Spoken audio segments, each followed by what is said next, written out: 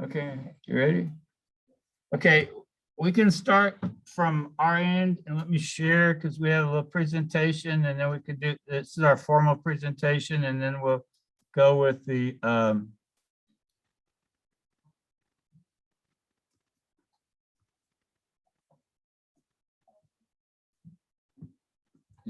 yeah. Okay, now. There we go.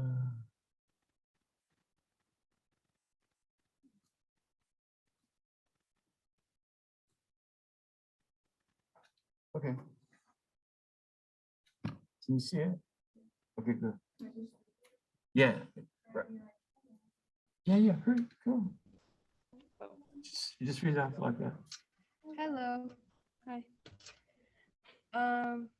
What we need to do now. America's response to the growing immigration crisis. United States President Natalia Gutierrez.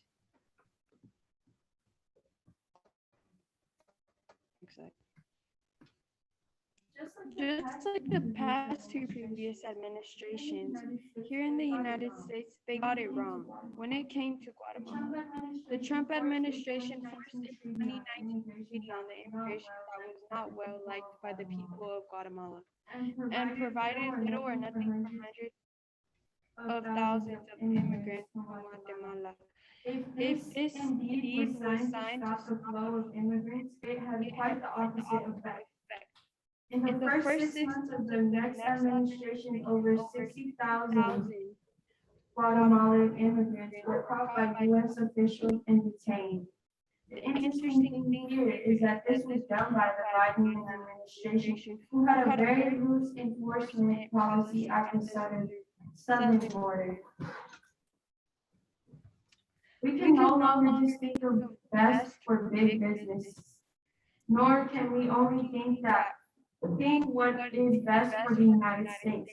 We must now look at what is best for people, Guatemala, and the world. Because I believe in liberty, because I believe in America, and because I believe that somewhere in the world there is country. In the world there is country and should offer this hope to everyone. Because I believe in this word written in 1883 and inscribed on the Statue of Liberty. Give me your tired, poor, your huddled masses, you to breathe free. The wretched refuse of your teeming shore, send these homeless tempests of your teeming shore. Send these homeless tempests to me. I lift my lamp beside the golden door. We cannot, we should not, we shall not turn our backs on people in need, as long as I am President of the United States. This will not happen again, as long as I am President.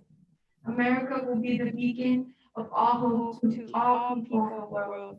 I ask you, isn't this just the human thing to do? Isn't this the right thing to do? We should not, we cannot, and we will not attack our people or people of any other country who come to live peacefully with us. We must join with the international community to help Guatemala call for free, fair elections and to fight corruption at the very highest level of government.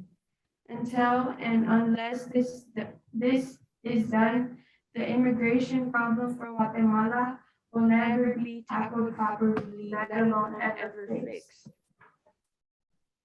Injustice for one is injustice for all. We shall, and we will do everything in our power to get rid of the July 2019 treaty. Treat all Guatemalan nationals with human dignity and respect. Work with the United Nations and other international countries and organizations to finally bring justice and transparency to Guatemala. Finally, we solve the problem of immigration. People will not leave a country when they are treated fairly, the government is fair and not corrupt, the job opportunities increase for all citizens, They can stay in their own country and have a much better life than in the US. After all, can you blame mother for wanting a better life for her and her family? The very best way to help is improve the conditions for people both in the United States and in Guatemala. Your problem is not hopeless. We can help and we are willing to help you. Let us look for real long-term problems that has caused this crisis and tackle them together. Together we are stronger, together we are better, and together we make this world a much better place for people in both Guatemala and the United States. Thank you. Thank you.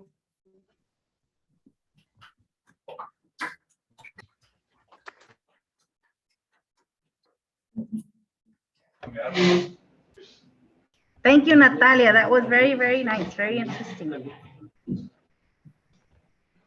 ¿Para qué se anda sentando en otros lugares? We have a presentation from our side too. Where's your teacher? I don't see him. Yeah, I'm here. Oh, there you are. Go ahead and present. Oh, I'm sorry. I need to allow it. There you go. You can present from your side now. Okay, we present. Sorry, we couldn't hear you. Yes, go ahead. Okay, Daniela will present. Are you ready, Daniela? Yes, just, do you think you could share screen? Okay, hold on. I'll share the screen then. Give me a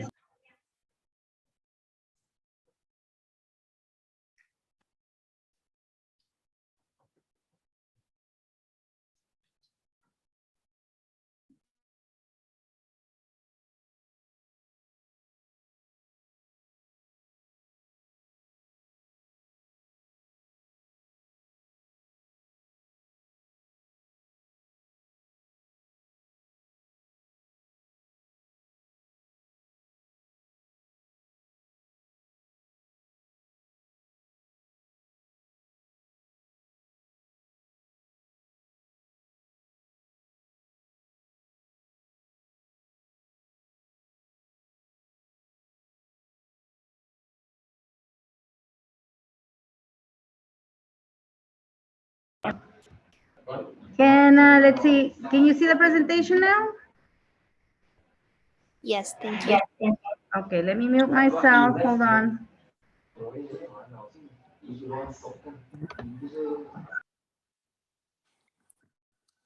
Okay, thank you. So good morning, everyone. I'm sorry on my phone, but my computer is just not working. My name is Danelia Morales, and now I'll be working as a Public Finances Ministry from Guatemala. Today, we will discuss the current migration situation, some push and pull factors, how migration affects everyone, some proposals of mine, and conclusions. Let's discuss first the current migration situation.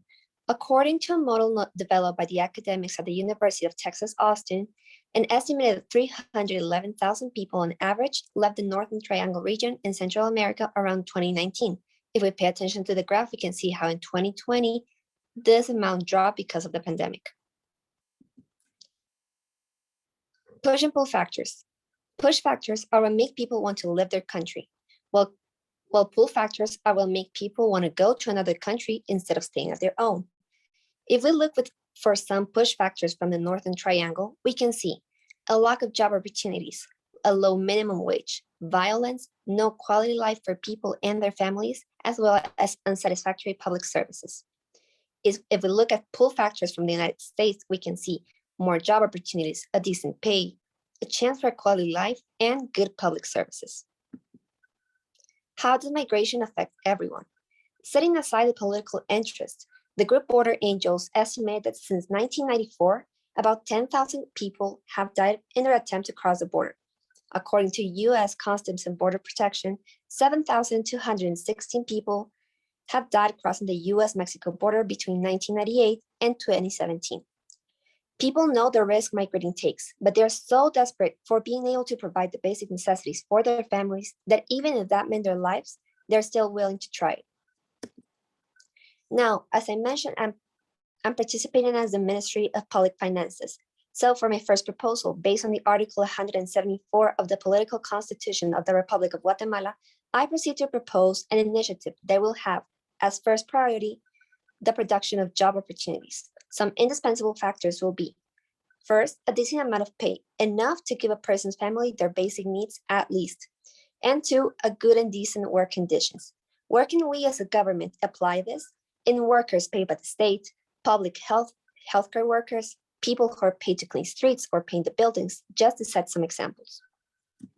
For my second proposal, unfortunately, this next suggestion is something that the government is obligated to do, but with the amount of corruption in our country, it is always neglected.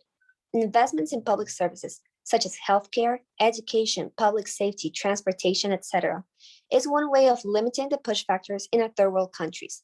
And by that, I actually mean big investments. I'm not talking about extra school supplies, but well-qualified teachers, every possible needed medicine and medical equipment, just to mention some examples.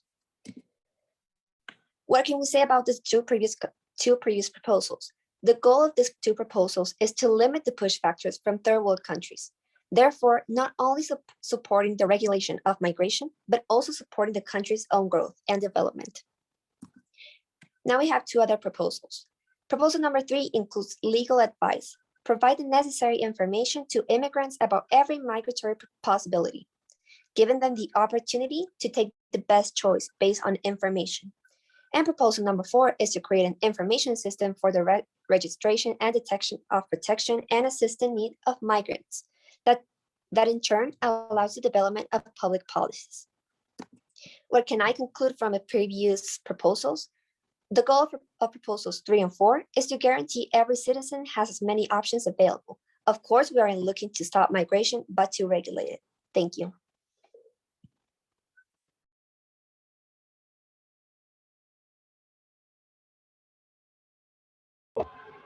Thank you, Daniela. Very good.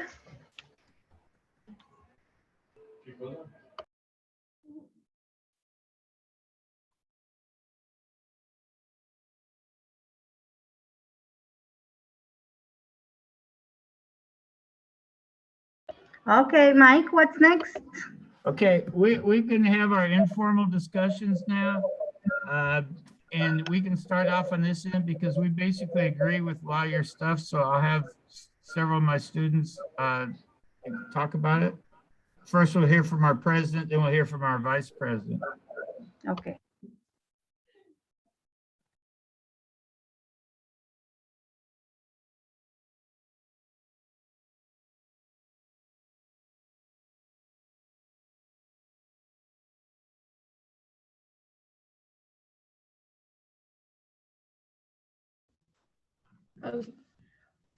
First of all, I'd just like to say I agree with Daniela's argument.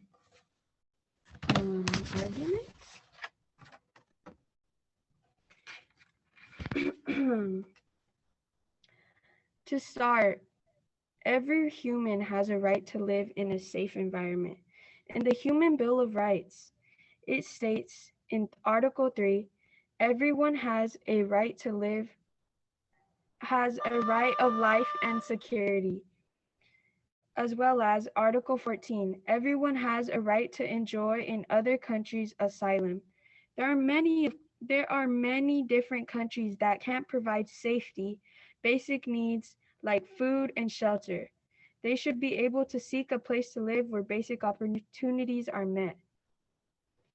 This is simply basic humanity. Secondly, most would argue that the U.S. cannot support the immigration of undocumented folks. However,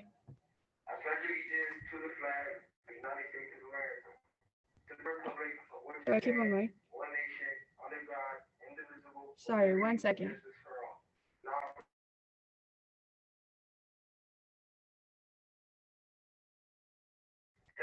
Just a moment.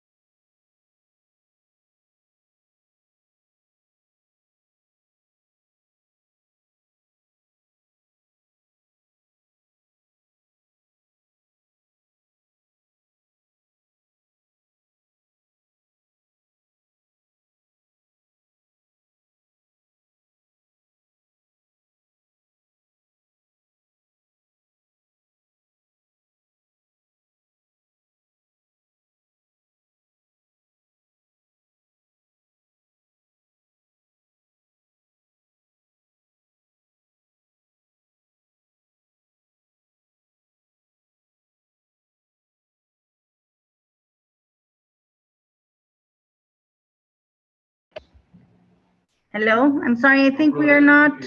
We're having announcements, so that's why it's just about another minute or so, okay? Oh, okay, We're okay. gonna stop for the announcements.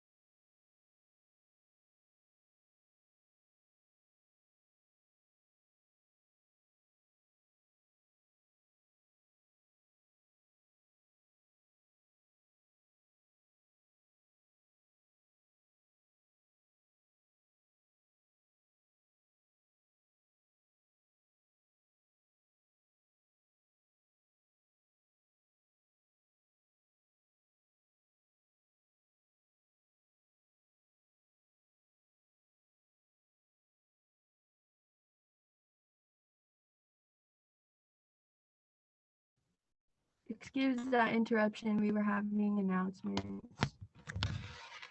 No worries.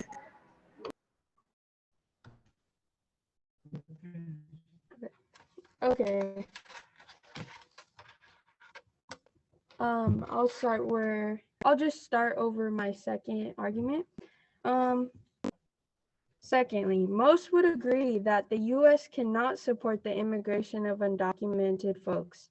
However, there wouldn't be systems in place that allow undocumented immigrants to live here successfully. Therefore, the argument that there aren't enough resources is simply incorrect.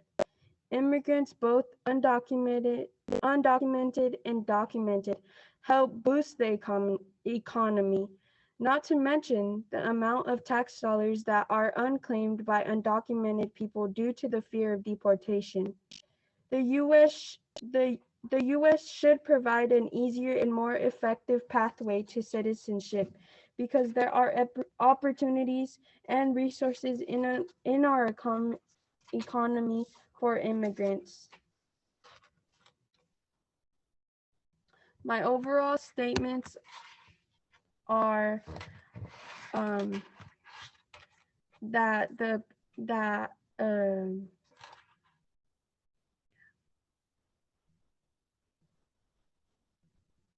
my overall statements are everybody that is a human being, obviously, should abide to the Human Bill of Rights and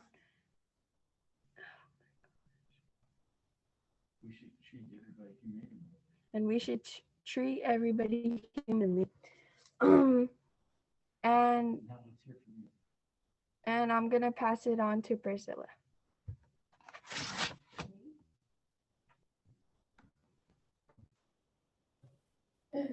Hello.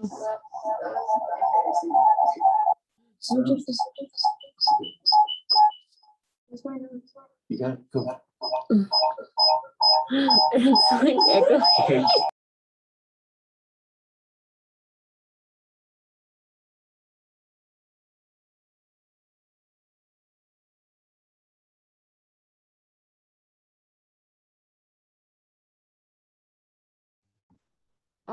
We're having difficulties right now, so let's hear from y'all.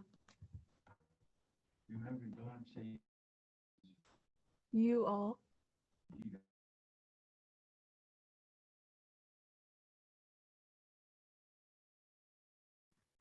Yeah, we're having some little difficulties over here, Nadia, so why don't we hear from you guys? I think we basically agree with your first two propositions, so. Okay, give us a second here. And this afternoon, we're gonna have one in English and one in Spanish.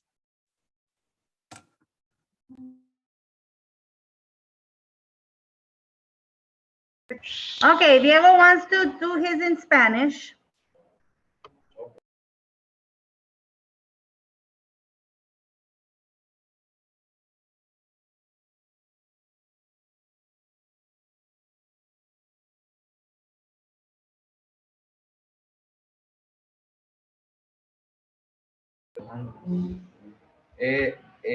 Okay. Hi everyone, and my name is Oriana. I'm going to represent like I am the Guatemala president. I'm going to say my speech or my things in Spanish. I hope you understand. Ok, entonces, ¿por qué se tienen que ir por qué se van los guatemaltecos de nuestro país? Principalmente porque acá la economía hasta el momento por la situación del COVID-19 no ha estado muy buena, ya que tuvimos que estar en casa por aproximadamente unos 6, 7 meses y la economía bajó ya que no se podían transportar todos los productos de las empresas y hay como pequeñas empresas que tuvieron que cerrar o por esa situación o porque aquí en Guatemala se dan muchas situaciones de la extorsión. ¿Qué es una extorsión? De que les piden dinero a cambio de que no los maten o no los asalten o vayan a arruinar su negocio. Y acá hay bastantes asaltos en las calles y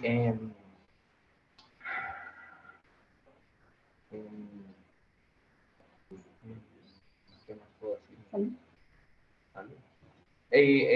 Acá, digamos, la mayoría de los hospitales que son públicos o que son para los ciudadanos guatemaltecos no tienen los suficientes recursos hasta el momento para dar los medicamentos que necesita alguien para estar bien de salud. Digamos, el seguro médico que le dan a los trabajadores aquí en Guatemala es irse a un hospital público que ahorita por el COVID-19 la mayoría del tiempo está lleno y entonces la gente muere porque no pueden entrar a los hospitales porque están llenos. Y Tengo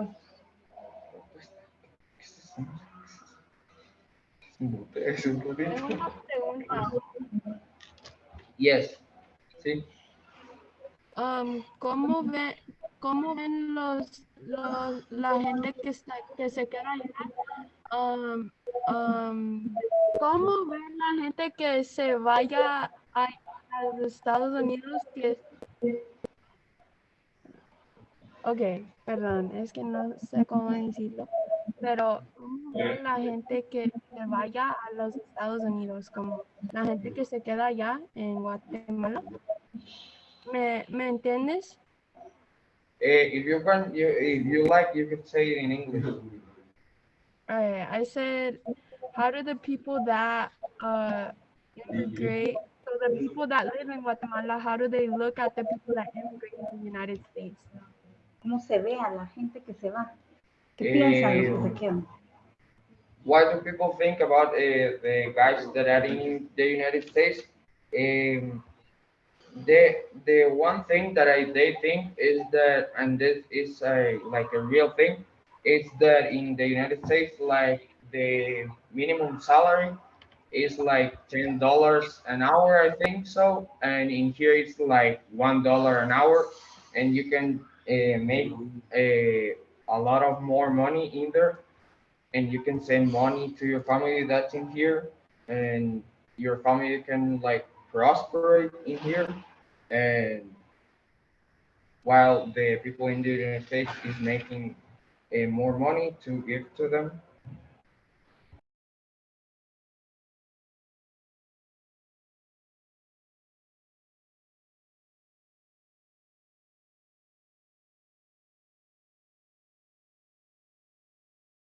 Depende. Let me ask a quick question then. Yes. If that's the case, is there any kind of a blowback or any kind of repercussions on the people that stay or their families?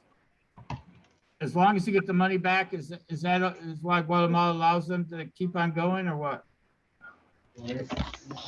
I'm sorry, can you repeat that? Yeah, I was wondering, because we have a lot of people from Guatemala, like in Houston and other parts of Texas, and they come here to work and then they send the money back to Guatemala. I was wondering if that was looked as a favorable thing leaving to come to the United States, or was it looked at more of a traitorous, or, you know, that they left the country, or what, or was it actually looked by some people as a benefit because of the people leaving? Oh, Can no, I our say country, oh, yeah, go ahead. Nan- Like, well, I could define it in one simple word. Here we see it as a sacrifice, but a sacrifice that people are willing to do for their families, because it's not something easy. It's not something easy, but people here are desperate. They want what's best for their families, so it's seen like a sacrifice.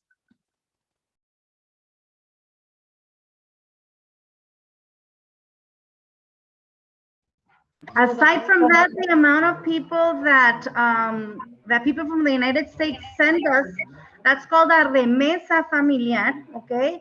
That's what supports our economy in the country. So last year, when everything was paralyzed, we stopped receiving that income, and the country was really, really affected. We started seeing it again until the US government started giving the stimulus checks. So that activated our economy as well.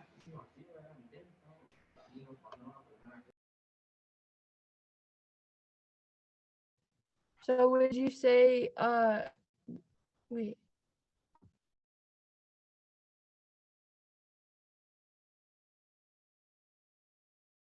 Okay, they were going to ask a question, and the question is, what is the real relationship between the United States and Guatemala when it comes to jobs and money?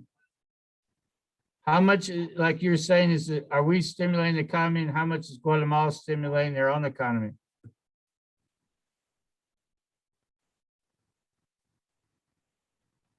We do Because have in your lots of, yeah, in your presentation, they were talking about the need to actually stimulate their own economy more. Is that correct? yes. So how does it end up, how do Guatemalans end up feeling if they're dependent upon the United States? Who want, you want to answer that? You told me that yesterday. Hold on, David will answer.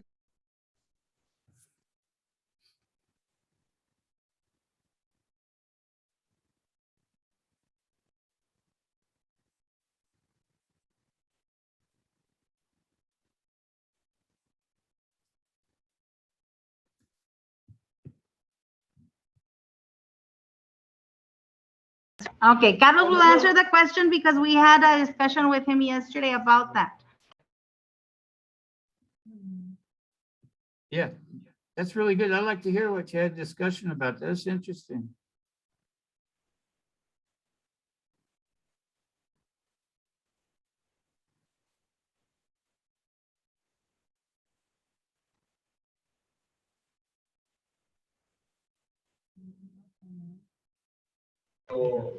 De que yo lo que he dicho ayer era de que se siente feo que tu país tenga que depender de otro y no pueda depender de sí mismo, porque la gente aquí es corrupta y roba todo, y no que tenés que pedir a otros países siempre y cuando nosotros nos podemos mantener si hicieran las cosas como son. Y ese es mi punto de vista de por qué depender de otros países más. So, Nadia, would you guys agree that if the United States really truly wanted to help, they had to try to do something to have Guatemala grow their own economy? I'm sorry, could you repeat that, please? Yeah. Would you say that it would be a fair statement to say that if the United States was really truly willing to help, they'd have to do something to help stimulate the economy there in Guatemala for a long-term stimulation, correct?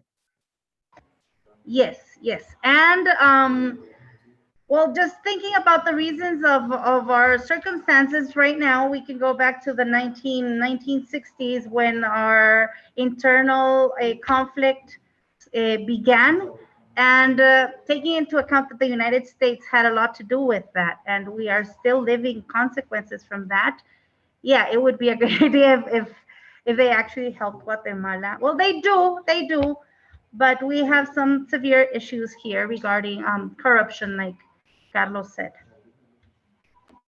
Yeah, that would be a whole nother topic, but as we're preparing for this, Natalia looked up a bunch of stuff about corruption. I had no idea it was as corrupt as what it's like. And I guess our current president, or when they sent down our current vice president, she was talking about corruption. Could you maybe, Lucia, could you tell us a little bit more about the corruption there? Or the ongoing problems with corruption? Who would like to answer that?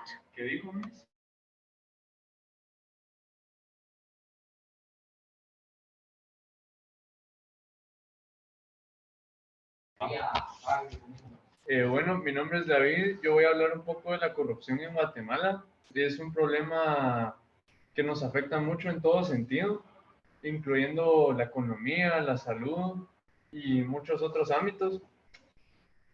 Una manera en la que afecta la salud es por la burocracia, ya que, por ejemplo, se compran materiales para hospitales, pero se tienen que llenar muchos permisos para utilizarlos y nunca se llenan estos requisitos, por lo que nunca se usan y se quedan como sin usar, y es un desperdicio de dinero. Esto es algo que nos afecta bastante como país, y es un problema que sí es muy importante solucionarlo. Gracias.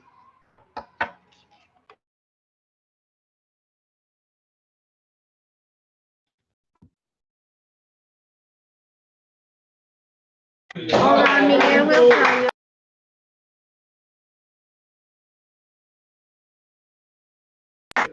Buenos días. Pues, Daniela.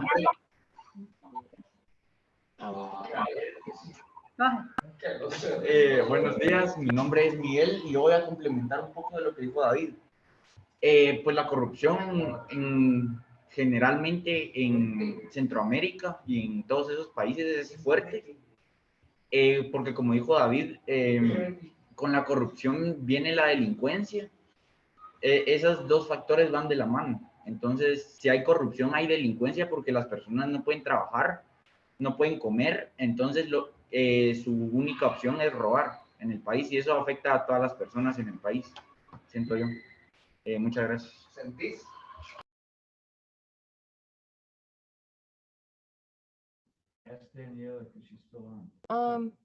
Daniela, could you tell us how corruption ties into your presentation proposals? Yeah, first two proposals. Can you tell us Yeah, sure. how corruption ties into your first two proposals? Okay, just let me remember which were the first two proposals. Oh, wait, it was the ones, well, let's see, hold on, I'm sorry, I just need to look for the presentation.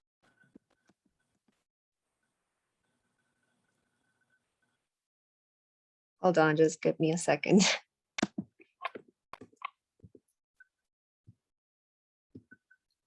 Okay, there we go. So, yes, I mentioned corruption and how this proposals like include things that the government is supposed to do. But I think that us as if we were the government, it would be like our responsibility as citizens to make sure this thing stop, because let's say these two proposals, I know they sound exactly like I'm running for president, and that's because these are promises that have been done to the country. Like, yes, we're going to improve the public services. Big lie, they haven't changed.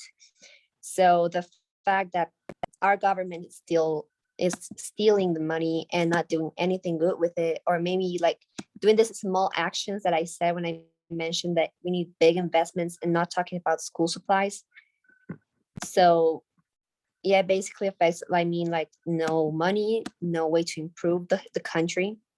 And therefore the public services, they're not good enough. They don't satisfy the needs that people in their country need. And that's why they migrate to the United States, because they don't find here the resources to satisfy basic needs for their families, such as education, healthcare, like basic needs, basic human rights that they don't get here because of corruption. And well, that's one of the main reasons why there's such like what's like really messed up the flow of migration to the United States, because there's like no possibility for these basic needs here. So like the goal of this proposal is to get people in this country their basic necessities, like their basic human rights. So yeah, well, in conclusion, yeah, corruption, that's the role it plays in these proposals. I don't know if, I'm sorry if I rounded up a lot, but No, that made complete sense. Are you planning on being, getting involved in politics? I thought about it. I'm not completely sure, but something I would really like. I mean, I think it's a good pathway that I could follow, but I'm not sure.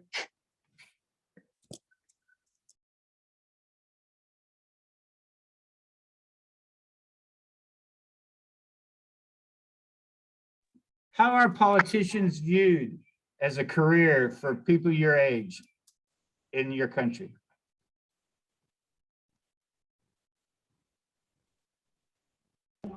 Would anybody else want to answer that question? How do you guys see politicians? Let's just say we haven't had the best example of what a good politician should look like. I mean, not like a constant look of good politicians. That's not an example we have in a long time. It's been complicated.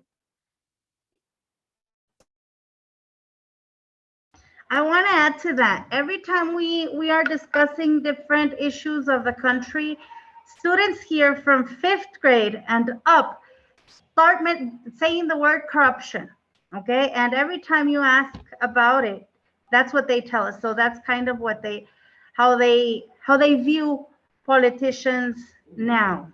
Kids just, they're just trying to denounce everything that's going on. I think that because of the pandemic, our children are more involved in this, and they read more news, and they're very interested in getting to know what's going on in the Congress and with the government. And well, that's something that they always mention, corruption. Yeah, it seemed like to me it would kind of damper a lot of people's wanting to get into politics. But maybe with the COVID and everything and everybody going virtual, and you're saying people read more and get more information, maybe that'll cause actually an improvement there. But this is a real problem, because I don't see how you can change it. If your best and brightest people don't get into politics, who's going to be in it? And that's what we're trying to do with all this, prepare these kids so that they can actually do a difference, make a difference in the future. Yeah, So it's not just about the money and the power. Why this project is so important, because we need to get people start looking at stuff, because you'll never fix the problems in Guatemala or in the United States or wherever your problems are at, unless you can actually take a real full and fair and honest look at things. And I know here in the States, it's very difficult. You know, a lot of people say build a wall or whatever. That doesn't really seem to make much sense. Or they say, you know, they say what they're going to say, but you know, it seems like we should treat people as humans, and it would be a lot better off. Yes, it's been hard for us to see the images. Well, we haven't seen them for a long time, but during the past years, the images of our children in cages and living in terrible conditions there, separated from their families, that has been something that has affected us, because we do feel sad about it. We do encourage people to stay. We do have campaigns that say, don't risk your lives, don't go. but still, it's the need that drives people to the United States because it is a risk for them. Many of them die along the way. Oh, yeah. Yeah, it's we have probably a large percentage of our students are immigrants. And many of our students are immigrants from the Northern Triangle area that come up through Mexico. And in the past, we've had several that rode the beast up through Mexico. And they told us some experiences that I'll never forget. I mean, we had like 75 people in my room when they're telling some of their stories. And I mean, I don't think we had a dry eye in the whole deal about what they had to give up just to come to America. It's really amazing. Our population is really changing, especially in this part of Texas. I would say that maybe we're probably 80% Hispanic, and we're probably maybe half of that percentage will be speak Spanish at the house. So we're in Texas alone. The Hispanic population will make up about 70% of all the graduates of the Texas high schools now. So, you know, we have a very large Hispanic population, and a lot of times, a lot of politicians and stuff, we don't really see the same kind of leadership of that. So we have some good politicians, but they're kind of far and few between too. So I know what Danelia was trying to say. You know, I think of a good politician, I may think of John Kennedy or somebody from a long time ago, but you know, you don't really think of people just recently. But what we'll try to do is we'll try to do a little bit more this afternoon when we come. We'll have 2 presentations, and we have a bunch of people who are willing to speak in English and Spanish.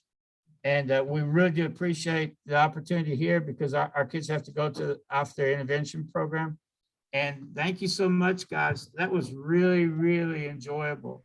Thank you. Thank Adios. you. Bye. Thank See you next you. week. Bye.